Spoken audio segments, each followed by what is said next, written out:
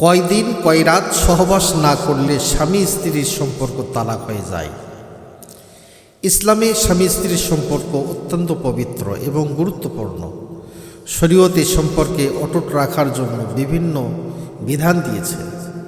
স্বামী থেকে নির্দিষ্ট পরিস্থিতিতে আলাদা থাকলে আপনা আপনি তালাকে রূপান্তরিত হতে পারে।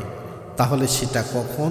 আল্লাহ তাআলা বলছেন, লিল্লাযীনা ইউলুনা মিন নিসাইহিম তারাব্বুসু আরবাআতিন আশহুরিন ফাইন ফাউ ফাইন্নাল্লাহা গফুরুর রহিম ওয়া ইন আযামুত তালাকা ফাইন্নাল্লাহা সামিউন আলীম।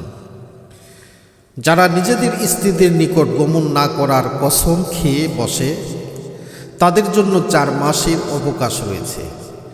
অতঃপর যদি তারা মিলেমিশে ফিরে আসে তবে আল্লাহ তাআলা ক্ষমাশীল ও দয়ালু। আর যদি তারা তালাক দেওয়ার সংকল্প করে নেয় তবে আল্লাহ তাআলা সর্বশ্রোতা ও সর্বজ্ঞ। এই আয়াতের ব্যাখ্যায় এবং সাহাবায়ে কিরামের বিভিন্ন ফয়সালার উপর ভিত্তি করে ইমামগণ নিজ নিজ সিদ্ধান্তে উপনীত হয়েছেন। ইমাম আবু হানিফা রাহমাতুল্লাহ আলাইহির মতে স্বামী যদি 4 মাসের মধ্যে স্ত্রীর সাথে সহবাসের মাধ্যমে কসম থেকে ফিরে না আসে তবে তার 4 মাস পূর্ণ হওয়ার সাথে সাথেই স্ত্রীর উপর 1 তালাক স্বয়ংক্রিয়ভাবে পতিত হবে। এর জন্য আদালতের হস্তক্ষেপ বা স্বামীর পক্ষ থেকে আলাদাভাবে তালাক দেওয়া কোনো প্রয়োজন নেই। হানাফি ফকিগুন কোরআনের অর্থাৎ 4 মাস অবকাশ বাক্যটিকে মূল ভিত্তি হিসেবে গ্রহণ করেন। তাদের মধ্যে আল্লাহ স্বামীকে 4 মাস সময় দিয়েছেন সম্পর্ক পুনঃস্থাপন করার জন্য। এই সময়সীমা অতিক্রম করার অর্থ হল স্বামীর সম্পর্ক ছিন্ন করার সিদ্ধান্তেই অটল রয়েছে, তাই সময়সীমা শেষ হওয়ার তালাকের জন্য যথেষ্ট। সাহাবায়ে কিরামের ফয়সালা হানাফি মাযহাবের এই মতটি বহু সংখ্যক সাহাবী ও তাবেঈ মতামতের উপর প্রতিষ্ঠিত। হযরত ওমর ইবনুল খাত্তাব রাদিয়াল্লাহু তাআলা, হযরত উসমান রাদিয়াল্লাহু তাআলা, হযরত আলী রাদিয়াল্লাহু তাআলা, আব্দুল্লাহ ইবনে মাসউদ রাদিয়াল্লাহু তাআলা, হযরত আব্দুল্লাহ ইবনে আব্বাস রাদিয়াল্লাহু তাআলা, হযরত আব্দুল্লাহ ইবনে ওমর রাদিয়াল্লাহু তাআলা এবং যায়েদ ইবনে সাবিত রাদিয়াল্লাহু তাআলা সহ প্রায় 12 জন সাহাবী থেকে বর্ণিত আছে যে তারা মনে করতেন ইলার 4 মাস অতিবাহিত হলে তালাকে পরিণত হয়। তাদের যুক্তির দাবি, স্বামী যখন শপথের মাধ্যমে স্ত্রীর অধিকার স্থগিত করেছে, শরীয়ত তাকে একটি নির্দিষ্ট সময় দিয়েছে।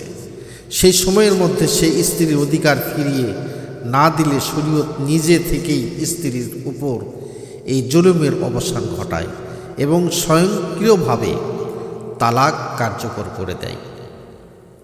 বিখ্যাত 3 ইমাম, ইমাম মালিক, ইমাম শাফিঈ, ইমাম আহমদ ইবনে হাম্বল রাহমাতুল্লাহি আলাইহি সহ অধিকাংশ আলেমের মতে ইলার 4 মাস সময় অতিবাহিত হলেই স্বয়ংক্রিয়ভাবে তালাক পতিত হয় না, বরং 4 মাস পূর্ণ হওয়ার পর স্ত্রী কাজী বা বিচারকের কাছে অভিযোগের দায়ের করার অধিকার লাভ করেন।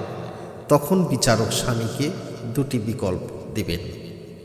একটি হলো হয় স্ত্রীর সাথে মিলিত হয়ে সম্পর্ক পুনঃস্থাপন করা এবং কসমের কাফারা দেওয়া। দ্বিতীয় নাম্বার, নতুবা স্ত্রীকে তালাক প্রদান করা। যদি স্বামী এর কোনোটি করতে অস্বীকার করে তবে বিচারক নিজে তাদের মধ্যে বিবাহ বিচ্ছেদ ঘটিয়ে দিবেন। এই মতের অনুসারী গণ কোরআনের ওয়া ইন আযামুত তালাক অংশটিকে তাদের প্রধান দলিল হিসাবে পেশ করেন। তাদের মতে এখানে তালাক দেওয়ার সংকল্প বলতে স্বামীর পক্ষ থেকে তালাক প্রদানের একটি সক্রিয় ইচ্ছার কথা বলা হয়েছে। শুধু 4 মাস চুপ করে থাকায় স্বয়ংক্রিয়ভাবে তালাক নয়, বরং এরপর তালাক দেওয়ার একটি পদক্ষেপ নিতে হবে। সাহাবায়ে কিরামের আমল, এই মতের পক্ষেও সাহাবীদের আমল রয়েছে। হযরত আলী রাদিয়াল্লাহু তাআলা এবং হযরত ইবনে ওমর রাদিয়াল্লাহু তাআলা থেকে বর্ণিত আছে যে ইলার মেয়াদ শেষ হলে বিষয়টি শাসকের বিচারক নিকট পেশ করা হতো এবং তিনি স্বামীকে সিদ্ধান্ত নিতে বলতেন। হযরত ওসমান রাদিয়াল্লাহু তাআলার একটি ঘটনায় বর্ণিত আছে যে তিনি একজন এলাকারী ব্যক্তিকে বলেছিলেন, হয় তুমি তোমার স্ত্রীর কাছে ফিরে যাও, নতুবা তাকে তালাক দাও। তাদের যুক্তির দাবি, তালাক দেওয়ার অধিকার মূলত স্বামীর। সময়সীমা শেষ হওয়ার কারণে স্বয়ংক্রিয়ভাবে তালাক হয়ে গেলে তা স্বামীর অধিকারের উপর হস্তক্ষেপ করা হয়। তাই শরীয়ত স্ত্রীকে অধিকার দিয়েছে বিষয়টি বিচারকের কাছে নিয়ে যাওয়ার, যেন বিচারক স্বামীর মাধ্যমে স্ত্রীর অধিকার প্রতিষ্ঠা করতে পারেন। এটি স্ত্রীর প্রতি জুলুম প্রতিরোধের একটি সুন্দর ব্যবস্থা।